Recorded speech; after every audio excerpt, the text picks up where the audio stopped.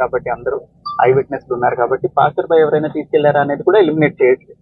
Passer by ఎవరైనా తీసుకెళ్తుంటే అది technical analysis తో వెరిఫై చేయడానికి ట్రై చేస్తున్నాం. సీసీ ఫుటేజ్ తీసుకున్నాము, ఐపీడీఆర్ తీసుకున్నాము, టవర్ డంపులు తీసుకున్నాము. ఇవన్నీ అనాలిసిస్ ఇస్ ప్యారలీ గోయింగ్ ఆన్. ఖచ్చితంగా అండి, అడవి జంతువుల వల్ల కూడా ప్రమాదం ఉండే అవకాశం ఉంది. చిన్న పాప కాబట్టి, షీ వెయిస్ వెరీ లిటిల్ కాబట్టి ఏదన్నా వైల్డ్ యానిమల్ లాక్కొని వెళ్ళే అవకాశం ఉంది. దానికోసమే ఫారెస్ట్ డిపార్ట్మెంట్ ని రిక్వెస్ట్ చేసి వాళ్ళని కూడా రోపిన్ చేయడం జరిగింది. డ్రోన్ సెర్చ్ కంటిన్యూ అవుతుంది ఆ యాంగిల్ లో.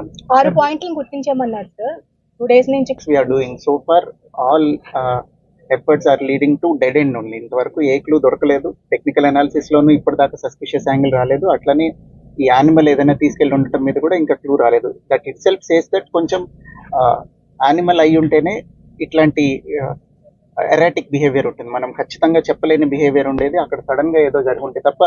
ఈ ఇన్సిడెంట్ అంతా కూడా జరిగి ఇప్పుడు నేను వాళ్ళ తల్లిగారితో కూడా మాట్లాడాను, నాకు ఐడియా ఉంది. ఆవిడ కూడా ఏం చెప్తున్నారు, భవానీ గారు అట్లానే గణేష్ గారు ఇద్దరు ఏం చెప్తున్నారు అంటే 30 minutes డ్యూరేషన్ లో జరిగిపోయింది. So it cannot be planned or orchestrated.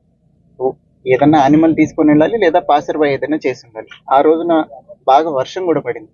ఈ టెరైన్ లో వర్షం పడితే కొంచెం గ్రావెల్ రోల్ అయ్యి ఉండొచ్చు, ఏదైనా జరిగి ఉండొచ్చు. సో అన్ని యాంగిల్స్ లోనూ దర్యాప్తు కంటిన్యూ చేస్తున్నాం. ఇప్పుడు ఇక్కడ ఎంతమంది ఉన్నారో వీళ్ళందరూ మీకు ముందు నుంచి కనిపిస్తున్నారు.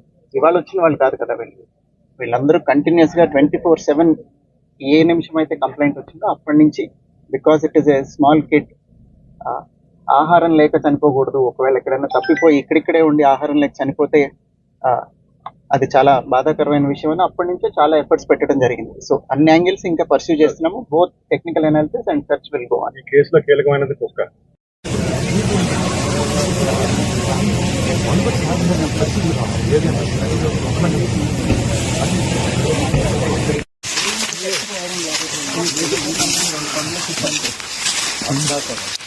ఇక్కడ